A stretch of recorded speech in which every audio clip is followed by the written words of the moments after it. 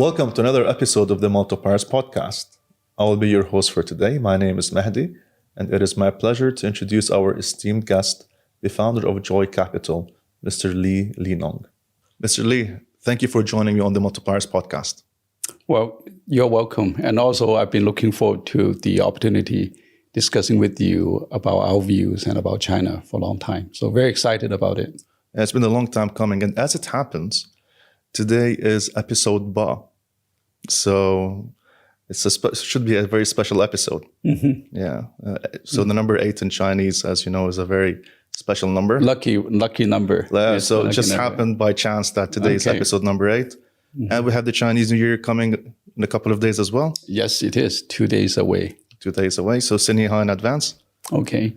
Well, thank you very much. It's the year of dragon. Mm-hmm. So in the Chinese, we have a saying that if a fish can live and then jump over the gate of dragon, so that's a big leap forward. So this is the year for making big progress. Nice. And someone also told me that this is the start of the 20-year cycle? 12 years. Sorry, the 12-year cycle. Yes, the Chinese zodiac, the 12 animals sign. Yes. So it goes by 12. So everything seems to be aligning, right? So luck, year of the dragon, the start. So I think it's going to be a good year for everybody. Hopefully. I think that after COVID, and then as we have seen, and there have been a few years of sort of adjusting and also slower growth. And then, so hopefully 2024 is the year to see everything is more aligned, and then activities would pick up. Speaking of COVID, so you've been in the industry for more than 40 years. Had you seen anything impact us like this before, or? Well, I mean, for the Chinese, there's a similar but less prolonged and less severe. It's called SARS. Yes. SARS. And so during that period of time, there were regional lockdowns, and then there were also periodic testings and so on. So, but that lasted 6 months to 12 months. It wasn't as severe. So this is the first ever experience to our Chinese, globally as well. Yeah, the global one. And how did you start? Why don't you tell us a bit about yourself and how Joy Capital started? Right. Okay. Yes. Happy to do so very briefly. My name is Leenong Li, born and raised in China. Very similar to a lot of young people that benefited from the Deng Xiaoping's reform and open policy. And so I was lucky enough to go to the US for a graduate study in electrical engineering. That was really right at the point when Deng Xiaoping decided that young people should go out to learn from the best. So that was in early 80s. Subsequently, I went to Silicon Valley and worked through 2 startups as engineer, and then venture-backed engineers. So literally first-hand experience seeing what IPO meant to engineers like me, and really started from nothing, but just a sheer interest and hard work. And with that, in the late 90s, with a little bit capital on hand, so I went back to China and did my own startup, though that I avoided the internet bubble bursting in year 2000. Then I was riding on the way of the Chinese economy boom from 2000. And from that point onward, I was from entrepreneur and venture capitalist, and then got a chance to work with a larger asset management firm in the US to allocate capital to private equity and venture capital firms in Asia. So give me a more of on-the-ground, more capitalistic investor kind of view on various countries and unique opportunity sets and so on. So that, when I look back 40 years later, I'm here in Abu Dhabi staying very excited about the prospect. And I think that it gives me a very similar feeling of the first time I arrived in Silicon Valley and being very excited about the prospect. Wow. So let's say you're early here then, since you've seen this progress before, and you've identified Abu Dhabi as one of the new areas and one of the new financial hotspots globally. So what do you think makes Abu Dhabi so special? I think several things. I think number one, all these major economies would go through a period of a rapid economic growth and rising standard of living.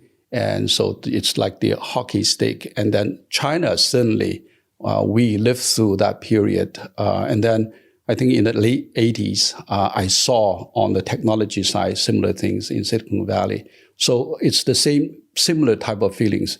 I think that a lot of media coverage might not pay attention to is the demographic trend in, I think that Abu Dhabi, UAE, and GCC, it's very in favor of doing things that investors like you and I are looking to do. And what do you think are you've worked in the United States, in China, and Southeast Asia, and now here. What do you think are the similarities and the differences within the ecosystems when it comes to startups, when it comes to VCs, when it comes to PEs? Yep, very good question. I think that for me, being an entrepreneur and also being a venture capitalist, that is probably easier to talk from that standpoint. I think compared Chinese startups versus US startups for the past 30 years or so, there are probably two very fundamental differences. One is the so-called TAM, total addressable market. For when we started in the United States back in the late 80s, we were in the semiconductor equipment. Now it's very hot, but back then it wasn't really such a sexy sector. But when we were raising Series A, the total available market TAM to us was the global. So there's no in the thinking, there's no any restriction barrier to say that, okay, I would first work hard to serve the US market and then I move outside. No, in fact, back then, the larger market to us was already in Asia. And now if you look at the Chinese startups, number one, that's very different. You will still need to, just like Huawei, Tencent, and Alibaba and so on, then we will need to work on the local market and then sort of hone your skills and get your critical mass ready. So I think to investors, it has a very significant difference in terms of the value proposition. And then the number two is actually the type of startups.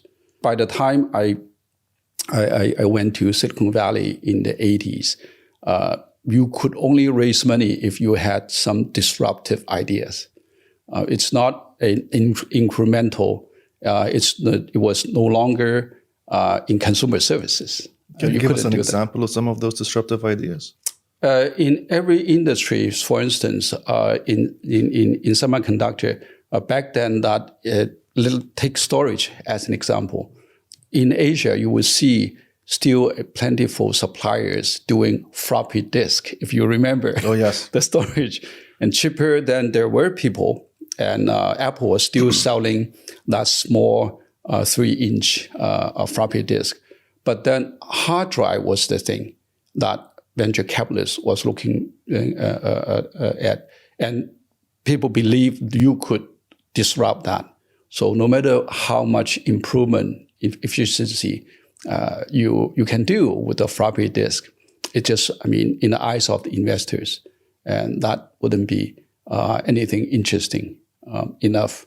Similarly, that I look back and I realized that actually in the very first VC portfolio in the US, that's the Klein & Perkins Fund 1, back in the early 70s, they did 13 deals, and one of them was a laundry shop, and there was a grocery store and gas station and so on. So those were the things that no longer in the 80s been attractive to VCs. But those were the things that in China we do. So compared to the disruptive focus in the US, VCs in China, startups in China have been focusing on two things, so two areas, I should say. One is more consumer facing. Anything that you can do with consumer services, let it be Meituan, let it be Tencent, and so on and so forth. And then in our case, we invested in Luckin Coffee, and it's just a coffee chain. But because of the size of the market, you could still generate we call a venture grade return, meaning that for a round investor, you should expect a 10x return if everything works out. So that is one big difference. The second is that to Chinese and to the rest of the entrepreneurs worldwide, let it be in Korea, let it be in Europe and in Ireland, it's not very easy to have a very strong worldwide market for a startup. I think that's the unique US advantage it's not only the entrepreneurs. You have the entire banking system, the commerce, right? The multinationals being around the world for so long. So the Chinese would have to, entrepreneurs would have to focus on, number one, domestic market. I think the second difference is that later on, what we found out as a practitioner venture capitalist is actually the manufacturing, the supply chain. So you can see that being now sort of paying out dividends in the forms of telecommunication equipment, mobile phone, home appliances, or EVs, electric vehicles. And where does Joy Capital focus on? Yes, so we focus on innovative consumptions. So we are less focusing on the traditional consumer brands or distribution channels, but things that can be done with mobile payment and things can be done with e-commerce, and then where the big data and AI can apply. So that has been our major focus. Well, when you say AI, can you go into some specifics? Yes, it's quite interesting to see actually how big data and before ChatGPT, that different levels of intelligence would already apply to different industry sectors. We have a startup which we are in the process of introducing the technology into Abu Dhabi and the GCC region. It's a blood testing device. So it can perform the standard laboratory, hospital grade blood testing and give you the same types of results. But number one, it's a desktop. And secondly, it only uses a few drops of your blood and from your fingertips instead of drawing a big pint of blood from your veins. And then most importantly, it can give you the hospital grade testing results in 5 to 15 minutes instead of sending your blood samples to the big lab and 24 hours later, and then you get the results out. So the very big enabling factor in that is that the device itself actually takes an electronic image of your blood samples, and then the big data and the algorithm would count your white blood cell count and white blood cell count. And so that it's computing processing connected to the big data, but algorithm driven. So that's one application. That's very interesting. And we've been hearing a lot about how AI is going to change the face of the industry, so on and so forth. And I remember in our last conversation, you had mentioned about how AI has changed one of the law firms of one of your friends in Hong Kong. Yes. Maybe you can recount this. Yes. I think that the sort of the legal and compliance practice is probably one of the service sectors that can adopted AI very early on. In that particular case, it's a law firm in China where they employ a team of about 40 lawyers in the past to track their clients, listed companies in China, the quarterly reports, and also to track the government regulatory changes. So every quarter after the earning announcements, and these lawyers will go online manually to see what the numbers and against the compliance, and to also check to make sure the company's press releases and earning announcements would be in compliance with various regulations and so on. Later on, they found out that if they use AI, use software to do it, it's actually more accurate because it's relatively static analytic process. And then you can use one software 24/7 and no breaks and then no holidays and then and to do these type of jobs more effectively. So they reorganized this 40 plus legal team, 40 plus person legal team into 2 lawyers plus a computer. That's incredible. So that was the process about 2 to 3 years. This actually happened 5 years ago. Oh, wow. 5 years ago. And then when they tune the algorithm, when they tune the software that is good enough, confident enough, then they just let go. So do you think that we're going to go through a phase where there's going to be a lot of upskilling or a lot of people who are going to be out of a job because of AI? So how do you think labor market is going to handle it? That's a really too big question. I mean, for me as we're not government as a venture, exactly, a capitalist. We're private money, but at the end of the day, yes.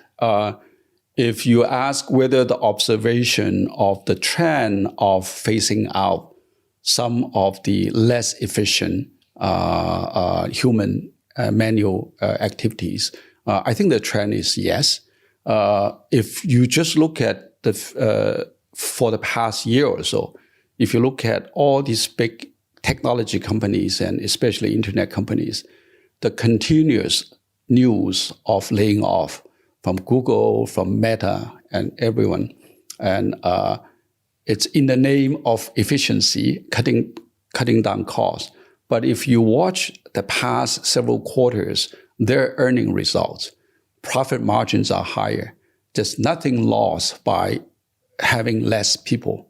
And one actually a less reported reason for that is because they are early adopters of artificial intelligence.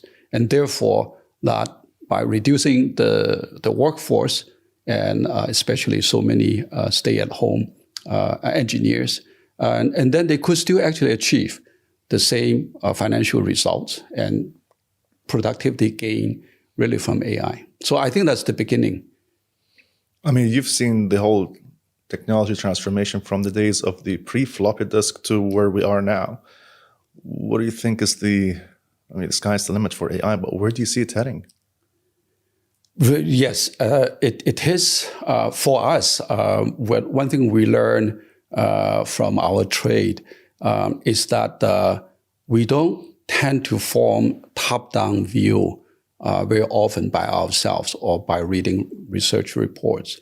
We try to get as close to the minds of the entrepreneurs as possible. We believe those were the ones that really seeing the future and seeing the unknown the best. And they are the one that is giving report back from really the frontier. So it could really, the direction could take place in several areas. But from what we are familiar with, number one is still very consumer facing. And second is this clean energy evolution. And we have some investments made and very strong results from electric vehicles and also from battery and new forms of energy usage and storage and generation. So another thing is that I think there's just no end to sort of the desire of consumer upgrade. We always want nicer things at lower cost and more convenient services. You were mentioning earlier about the batteries, and decarbonization technology is one of the core areas of focus for Joy Capital. Is this one of the sectors that you're planning to bring over to the region? Yes. Number one, we sort of had a desire a couple of years ago to sort of going beyond the China boundary, even though that we all started with really sort of a domestic market focus. And in addition to our portfolio companies going global, we also wanted to see what we can leverage from China, from our experiences in China. So we decided to actually expand into Abu Dhabi, and we set up a fund that is registered at ADGM now. And the reason is to bring the technologies from China to this region and couple with the economic growth trajectory here, and then we can play a bigger role. So on that note, we recognize that, number one, owing to the higher energy costs in China, and in the past 10 to 15 years, and a lot of our investments we made in China are inherently more energy efficient or more decarbonization.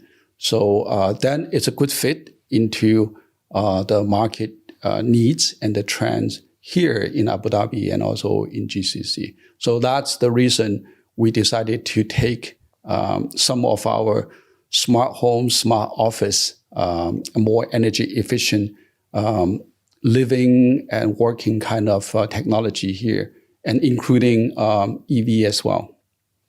Can you tell us a bit more about the EV space? Yes. I think today that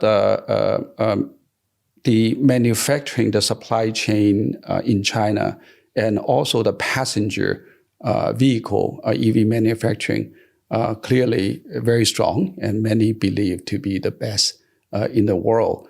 What we want to also expand into this area, number one, we do have a portfolio company now receive Abu Dhabi's sovereign wealth funds investment, NEO, which we were the A-round investors and still a shareholder in that company. What we want to bring to this region is it's an EV van for deliveries, and started in China that and now we see it in Europe. Many urban areas will limit number one, the trucks driving through the busy downtown areas, and secondly, it's the ICE, the gasoline cars. And so that trend would naturally demand EV delivery trucks. Your Amazon package would be delivered by an EV instead of a gas-burning vehicle. So that is the company that is closer to the European market and then to the rest of the world. And then we want to bring that startup over here. And in terms of other geographical expansions, other than Abu Dhabi and the Middle East region, do you have any other plans to go somewhere else, or? No, we want to focus on this region first. And then we also think that this region could be, Abu Dhabi could be the springboard for us to see our technologies and product and services being expanded into the greater Middle East and also to Africa, for instance. Yeah. And in terms of technology and the new rise of AI, you have two sons who are in their 20s, right? Yes. So if they wanted to set up a new company right now, if they want to be entrepreneurs, where would you advise them in which sectors? I mean, you've seen it all over the past 40 years. What would you tell them? How would you guide them? I think it's extremely hard. I mean, looking back on my own career path and how my life evolved in the past 40 years, it's been never my dream to be here today in Abu Dhabi and then speaking to you. So I don't really have a sort of a cookie cutter to give them the directions on career. I think 30 years ago, I saw and heard Steve Jobs, and when he was still in Silicon Valley live and in an event to young engineers like me, said that he believed two skills would be essential for my generation, and no matter what you do. One is a computer programming skill, and then he thinks that would shape your thinking process and then also get you to be closer to how the computer works, right? And then the second actually is the legal side. And you don't need to have the ambition to be a lawyer, he said, but if you understand the legal language, and then for anyone wanted to do a startup, and then he believes those two were essential skills. And I believe that probably a strong comprehension of the legal framework, obviously, would always be needed. And in today's world, a certain apprehension about what true creativity is. And we no longer need to memorize tons of things. And then you have your smartphone on hand. Pretty soon, right, the boring company, the Neuralink, is going to implant the gigabytes of information you need, the entire Wikipedia in your brain. You don't even need to think. And so the accumulation of data and accumulation of information is it's less valuable for sure. And what true creativity lies, I think that would probably be more valuable. True creativity will be more valuable. Yes, as a career, whichever my children, your children, they decide to do. And so put it in a more plain form. So being an accountant probably is a dead end, right? Yeah. So to a large extent, being a medical doctor probably is not going to be that valuable. Not only internal medicine, even surgeries, the machines can do better. So something had to do with your own creative process is very unique. And I think that today, that with blockchain technology, you can see there are a lot of creativity. Obviously, today is in the form of digital properties.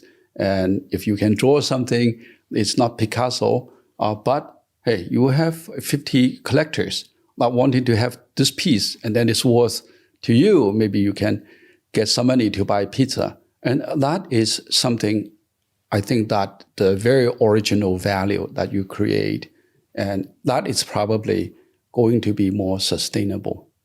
It's a very interesting insight.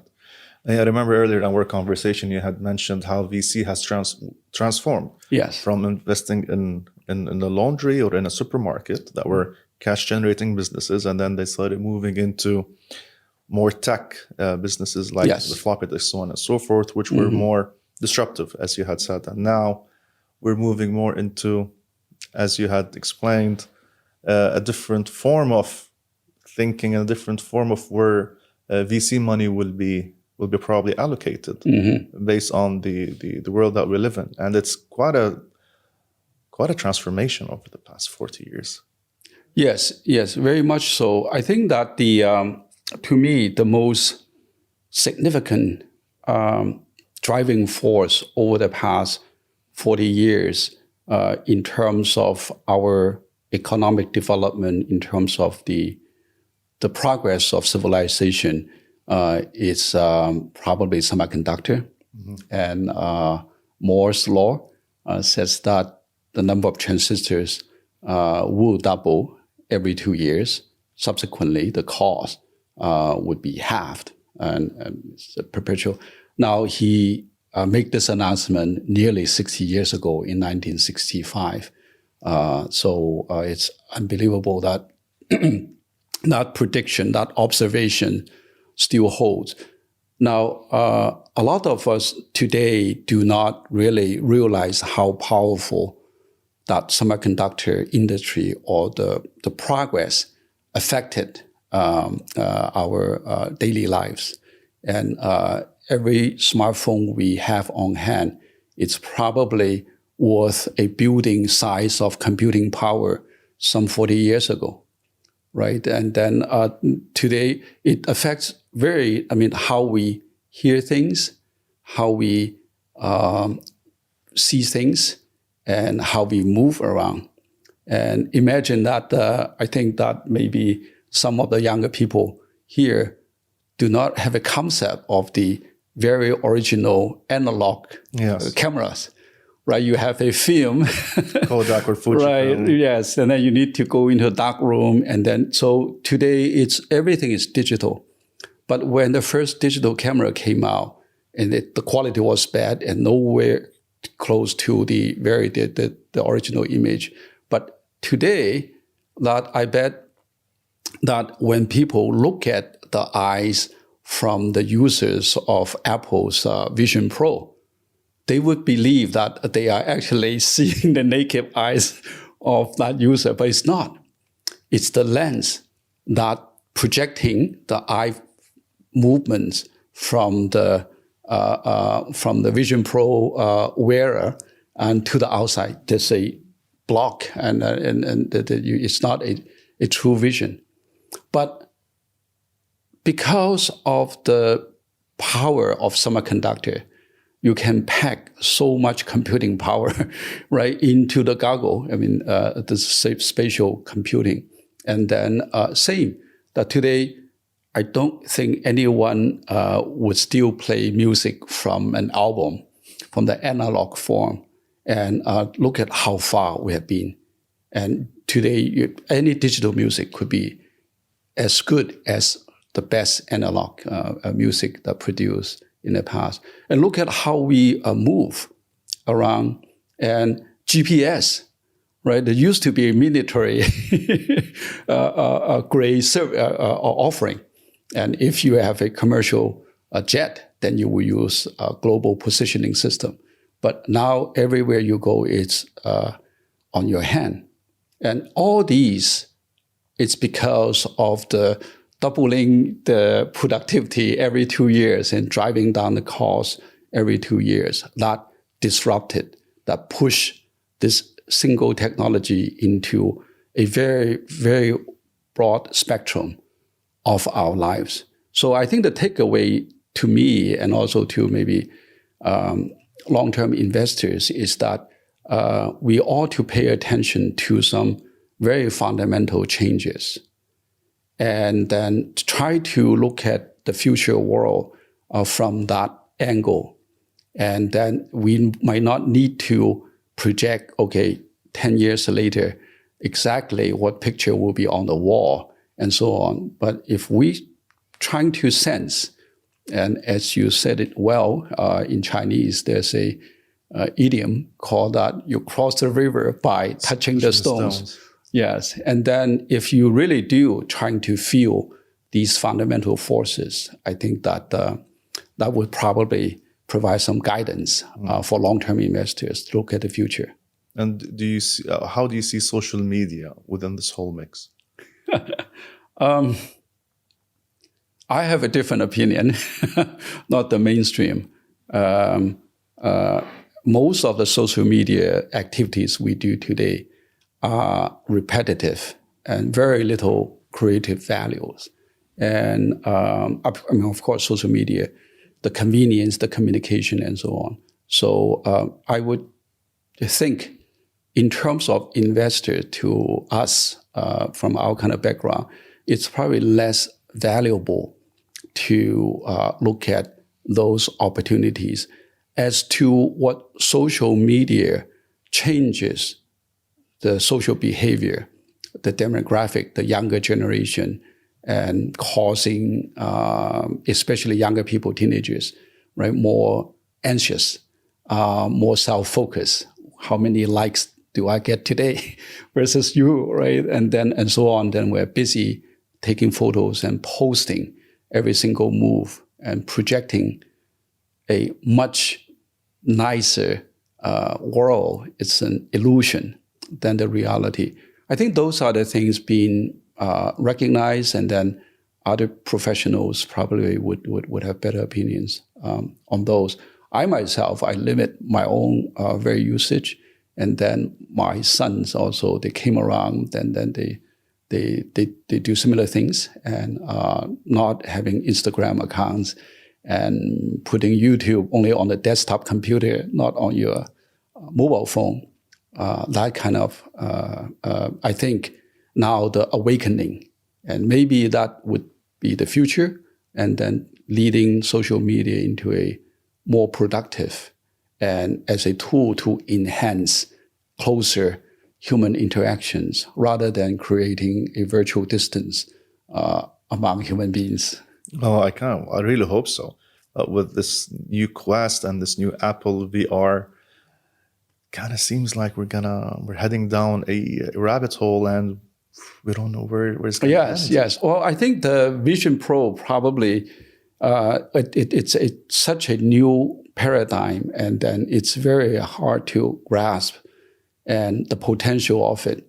I mean, until then, when before to say, okay, let's have a popcorn and watch TV, then the boundary between the real world versus the virtual world is pretty obvious. And then you would only look at Instagram or you go to Facebook and to interact people virtually. But that really sort of blur the boundary. And so that's very interesting. I think we are in the very, very early stage to see that. But again, a lot of the algorithm-driven interactions we think we actually are experiencing today, and although we don't pay full attention to it, are very virtual-driven. So, for instance, today, if you call any call center service, the likelihood of getting a better service and a more accurate answer in a shorter time from an AI or from a software compared to a real person, it's higher. You were telling me that the other day. Yes. You had some statistics. I think it was a hospital, or? Yes. In hospital services, in the data retrieval. So if for everything you can define and you can sort of predict the outcome selection, and definitely big data, and now today even the many forms of AI technologies would perform better. So in a larger way, we are interacting with some artificial, non-human medium, and before we actually know it. Now, I would point it out that different societies do have different attitude towards this kind of interactions. And I was recently in Japan, and it also reminded me so much about the cultural differences. In Japan, number one, robotics serving your meal and serving all kinds of things are actually more welcome, and there was far less social resistance on interacting with the machine rather than a real person. Interesting. Then I trace back this to a very old practice. In Japan, that there are noodle shops whereby you essentially sit in one booth facing a wall, and you walk into this noodle shop, and from the vending machine, you pick the menu. Right. And then you go to this booth, and then the wall you're facing, right, is actually a slot, a sliding door. And then you would give your coupon to the server inside, and then the server will close this sliding window, and then some minutes later, and then a hot bowl of noodle will show up via this sliding window. And then you eat it. And then there are partitions next to so that you don't see your neighbors. And then you don't even see the waiter or the waitress face, and just a few greetings. So when I was enjoying my noodle, that reminded me that this is the best opportunity to implement a robot inside, right? Then you could even customize the voice. Do you want to hear? Exactly. Yeah, right. So therefore, it's not that uniform that we human beings all reject this sort of AI. Different cultures, I think different geographic locations might have different reactions. We're going to see where all of this heads to. We have a tradition that we just recently started on the podcast, where the last question is a more personal one. So if life is a book, on which chapter are you on right now? Well, someone said that if you project your life as 100%, whereby by definition, if you're climbing a mountain, a hill, right, by the time you reach to the top, all you can go is downhill. So that is not a good feeling. So I think that it's better. I mean, I try to remind myself that I'm still on the uphill path. You just ran a marathon. Yes. So you are on the uphill. Yes. I ran the Abu Dhabi at the Ep8 marathon last December. That was my first marathon here. Very good experience. But I do think that the now we are age. It's really just a number, and exactly. If you keep up, and then I always try to project myself is still uphill and not over the half point yet, and then it's. I think it's in the world is more interesting, and then the past experience, I hope, can help me to be more efficient, to filter out some of the noises and in our daily lives, and so that I can focus on what my true interest lies and pursue that. Beautiful. Mr. Li, thank you so much for coming on the podcast. Hung gao xing ren shini. Okay. Always a pleasure. Yes. And I hope we can have a round two very soon. Well, yes, thank you. I enjoyed the conversation very much, and also that the Lunar New Year is coming up. So I wish to take this opportunity and to wish everyone, your clients and the listeners, and a very happy and also healthy year of dragon. Yes. You're welcome. Thank you for joining us on today's podcast. We hope you liked the conversation. Please don't forget to like, subscribe, and follow. Until the next episode, take care.